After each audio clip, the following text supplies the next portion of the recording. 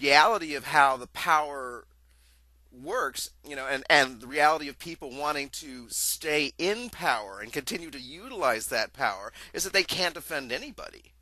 Well, and with the contract with America thing, and as it relates to health insurance, you also have to take into account that it wasn't just about campaign donations there. It was about the direct advertising and the AstroTurf campaigns that they came up with. That the government is going to stand in the way between you and your doctor, and all the stuff that's basically come back from the dead today. And the what was the name of the couple on the TV? Harry and Louise. That was just absolutely brilliant. I was like actively studying rhetoric at the time, and we were all just kind of poring over that stuff because it was just a work of absolute genius. I mean, it was evil, but it was evil genius. It absolutely was. It was so well done. And we've got kind of a new version of that today. We've got more of a... first off, they don't really have to run that many ads now because they've got Fox News doing everything for them. And during the contract with America, I don't know if Fox News even existed then. I don't think it did, at least not in its current form.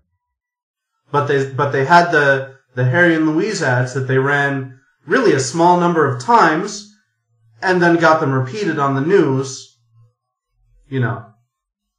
all day long, that they were talking about these ads. They're like, okay, is this true? Is this not true? Reporting the controversy and showing the ads. And the ads were replayed a lot more than they were ever actually paid to play, And that was really effective. But now they've got Fox News doing that for them and making a profit on it. They don't even need to run those ads anymore. Now they just do the direct action. They've got Americans for Prosperity organizing these protests, and they've got them being advertised on Fox News, and they get these people to show up and say that Obama's going to kill everyone and create this communist Muslim state or something. I don't even know what it is that they think is going on, but yeah, that gets a lot of airtime, a lot of news coverage as well, and it seems to be kind of surprisingly effective when you think about, obviously the campaign donations and stuff like that have to play a role as well, because it's not like there aren't anti-war protests, with more people that are being completely ignored in public policy. I think what it's effective at is creating the illusion of support. When you control the media cycle, and you have, an entire network dedicated to putting out your talking points, you don't necessarily need actual support. You can simply make it seem as if there is support, and then have, the vocal minority call the Congress people, and then they will think that there's support for that too. And then that brings us to the other leg. It provides just enough support and just enough, public support and visibility to make it possible for the people in Congress to say, well, we tried, but it's unpopular, it's difficult, we couldn't do it, now give me my campaign donations. Exactly, because the reality is that a landslide majority of Americans support a strong public option, at least. And if the media landscape were flat, that would be very clear, and then it would be also reflected in the politics of the chamber. Well, maybe not completely reflected because of the lobbying thing, which we'll get to later. But when you have Fox News, and the whole distortion of the news cycle, the illusion is that there isn't widespread support for the public option, that this is some liberal thing rather than a universally wanted thing. And that's what the pundits believe. That's what probably most Americans don't believe, that there's so much support for the public option, even though they support it. And that is, most importantly, what the people in Congress and the Senate believe. They really think that the public option is unpopular, and hopefully they'll get their asses handed to them in the next election, but somehow I doubt it. So here's what I'm afraid will happen with this whole healthcare thing. I'm afraid that in the final version, the things that disappear or become marginalized by how weak or ineffective they are will be things like the public option and collective bargaining for better healthcare prices and things like that. And what will stay are things like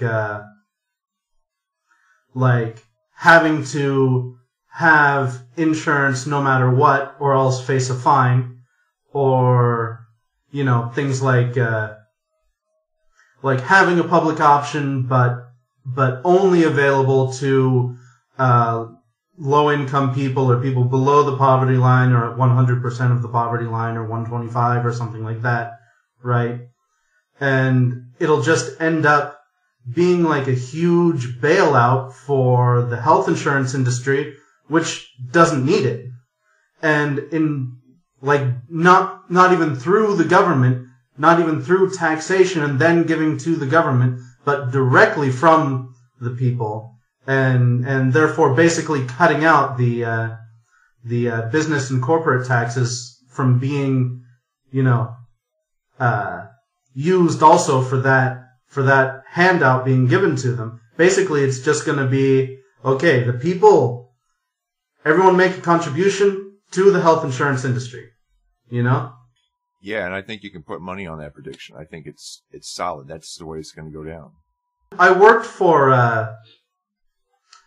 at a call center during the Bush administration, helping people out with the prescription drug card program, right? Which was when they were trying to find a way to reduce prescription drug costs, right?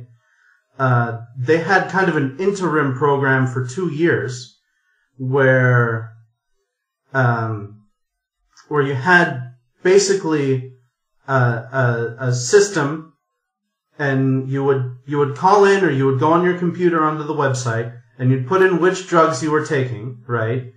And you'd say which pharmacy you prefer to go to, where you live, and all that stuff, right?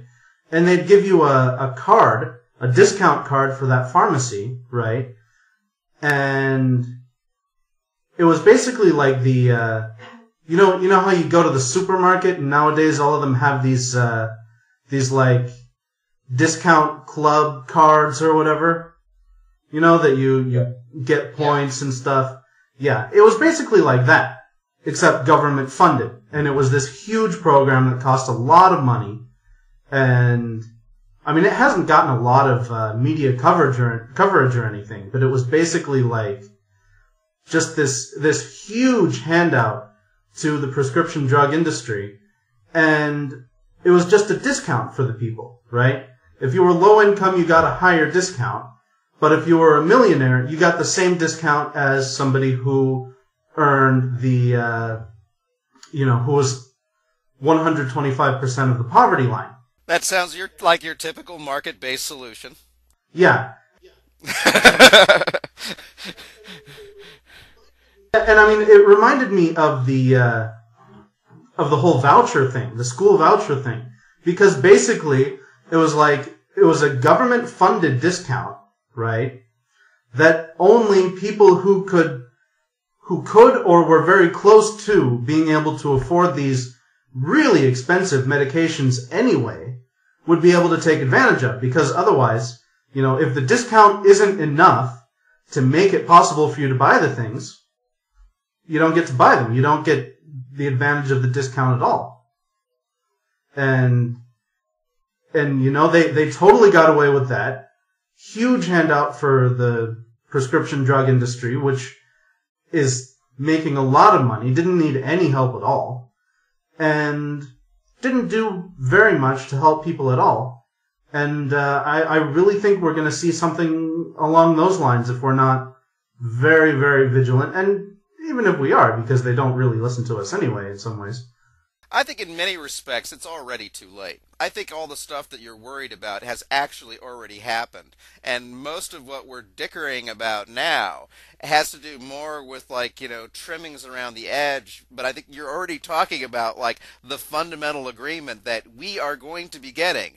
I mean, look at the deal that, Obama did with Big Pharma. It was all about not using the government's negotiating power, misnomer though it may be,